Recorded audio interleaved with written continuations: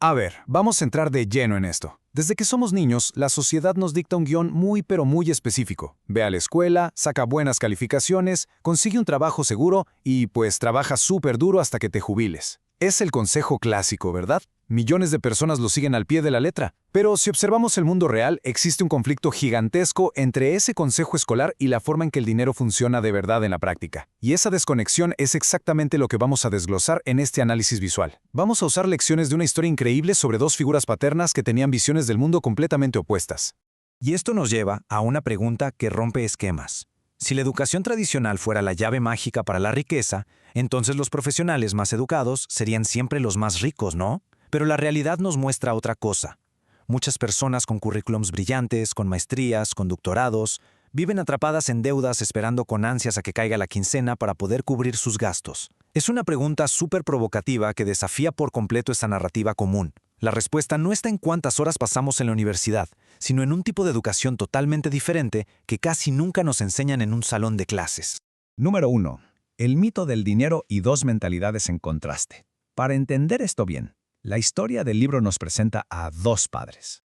Tenemos al primero, un hombre sumamente educado, un maestro de escuela tradicional, súper trabajador, pero con constantes problemas financieros. Y el segundo, un hombre que ni siquiera terminó la secundaria, pragmático, un empresario nato y uno de los hombres más ricos de Hawái. Crecer viendo a ambos es clave, porque ilustra de forma brillante una diferencia fundamental. Frente a un lujo o un gasto fuerte, el padre educado pero pobre simplemente decía «no puedo pagarlo». Y listo. En cambio, el padre rico prohibió usar esa frase. Él obligaba a preguntar «¿cómo puedo pagarlo?». Lo verdaderamente fascinante aquí es el efecto psicológico.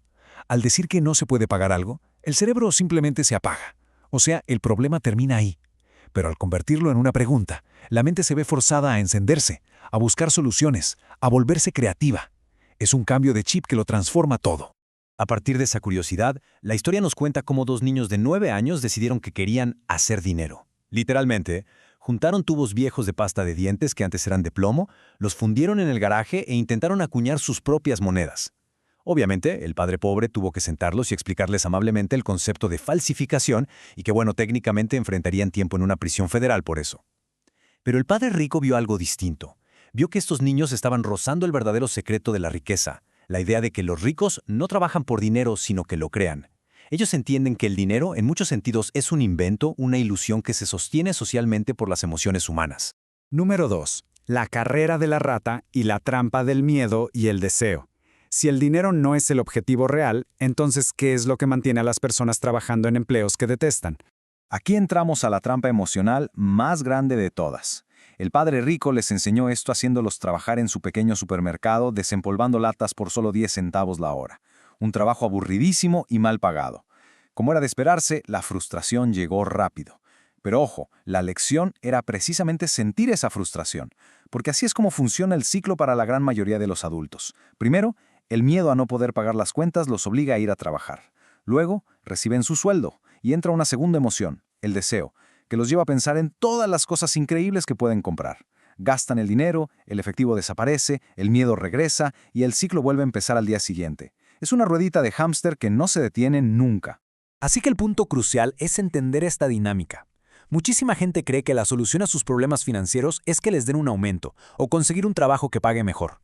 Pero, si la ignorancia financiera sigue ahí, ganar más dinero solo significa endeudarse más. Se compran una casa más grande, un coche de agencia y el miedo sigue intacto. Se vuelven esclavos de la quincena, culpando a los jefes, a la economía o al gobierno, sin darse cuenta de que la trampa está en su propia forma de pensar. Número 3. Activos contra pasivos, la regla número 1 de la riqueza. Sabiendo que trabajar más duro no es la respuesta, la historia da un giro hacia la lección técnica más vital.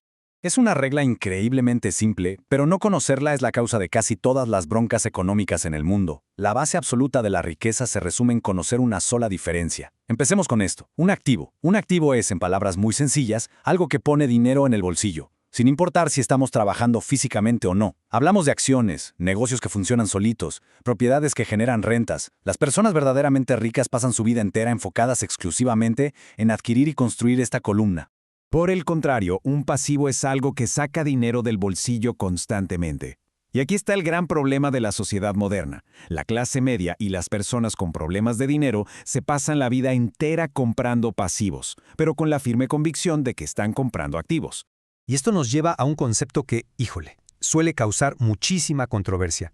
Según lo que analizamos en este material, la idea más arraigada que tenemos, esa de que la casa propia es la mayor inversión de tu vida, es fuertemente cuestionada.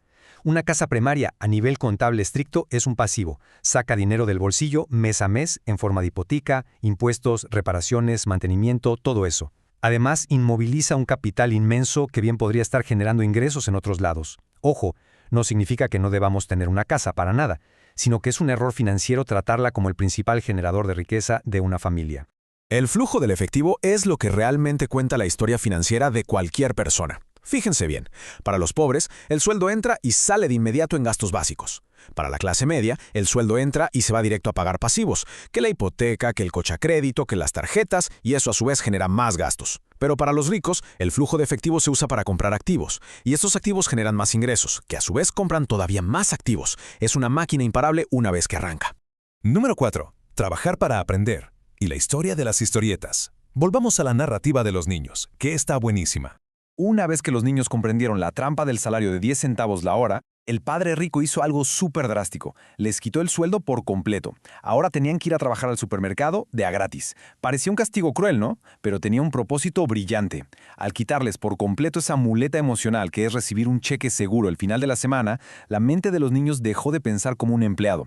Como ya no estaban esperando su recompensa garantizada, su cerebro se vio obligado a escanear todo su entorno, buscando activamente nuevas formas de crear valor y generar ingresos. Y bueno, la oportunidad apareció. Mientras trabajaban gratis, se dieron cuenta de que la encargada del lugar tiraba a la basura las revistas de historietas viejas cuando llegaban las nuevas. Los niños hablaron con el distribuidor, lograron que se las regalara con la única condición de no revenderlas, y abrieron una pequeña biblioteca de cómics en un sótano. Cobraban 10 centavos la entrada a los niños del vecindario, que podían leer todas las historietas que quisieran durante un par de horas. Contrataron a la hermana menor de uno de ellos para administrar la biblioteca y el resultado fue una locura. El negocio les dejaba $9.50 a la semana. En 1956, para unos niños esto era una fortuna absoluta. Pero lo verdaderamente valioso no era la cantidad, sino el concepto en sí. La biblioteca generaba este dinero de forma pasiva incluso mientras ellos estaban en la escuela o jugando. El dinero por fin estaba trabajando para ellos, y no al revés. Habían creado un activo real. Número 5. El poder de empezar y ocuparse del propio negocio. Entonces, ¿cómo trasladamos esta historia de los cómics a nuestro mundo adulto actual? Todo se reduce a tomar acción y dejar de trabajar exclusivamente para hacer ricos a otros. Hay una confusión inmensa entre la profesión de una persona y su negocio real. Estudiar para ser ingeniero, chef o abogado es una profesión, y casi siempre significa pasar la vida entera trabajando para los dueños de la empresa, pagándole impuestos al gobierno y enriqueciendo a los bancos con los intereses de la hipoteca. Conservar el empleo tradicional está perfectamente bien, pero la clave absoluta es, al mismo tiempo, empezar a construir un negocio propio. Y ojo, en este contexto, negocio propio significa construir una columna de activos bien sólida. Ahora, para lograr construir esta columna de activos sin que se venga abajo a la primera, se necesita educación. Y no hablamos de educación académica tradicional, sino de inteligencia financiera. Esta inteligencia descansa sobre 4 grandes pilares. La contabilidad, para saber leer los números y el flujo de efectivo. Las inversiones, es decir, estrategias para que el dinero haga más dinero. Entender los mercados, cómo funciona la oferta y la demanda. Y por último, la ley, entender cómo las estructuras corporativas protegen la riqueza y ofrecen unas ventajas fiscales tremendas que los empleados comunes simplemente no tienen. Cuando combinamos estas 4 habilidades, ¡pum!, se despierta el verdadero genio financiero. Y aquí hay algo fascinante que menciona el libro. En el mundo real, no siempre es el más inteligente el que avanza económicamente, sino el más audaz. Las oportunidades financieras y los grandes negocios nos pasan por enfrente todos los días, pero la mayoría deja que el miedo a equivocarse o la duda los paralice por completo. Inventar el dinero requiere tanto del conocimiento técnico como del valor para actuar cuando la oportunidad está ahí enfrente. Número 6. Reflexión final y cómo medir la verdadera riqueza. Para ir cerrando este análisis, todo este recorrido nos lleva a una reflexión bastante profunda. El objetivo de todo esto no es nada más acumular montañas de billetes a lo loco. Juntar dinero solo por el miedo a ser pobre muchas veces resulta en personas que sí, son millonarias, pero viven aterradas de perder sus lujos. El verdadero objetivo es entender cómo se mide realmente el éxito financiero. Y esta es la definición definitiva que nos deja este análisis. La riqueza verdadera no se mide en dólares, ni en cuántos coches de lujo hay en el garaje, ni en casas enormes. La riqueza se mide en tiempo, así es. Se alcanza la verdadera riqueza en el momento exacto en que los ingresos pasivos generados por esa columna de activos logran cubrir y superar por completo todos los gastos mensuales necesarios para vivir. En ese punto, el salario ya no es necesario. Es una perspectiva que te cambia el juego por completo.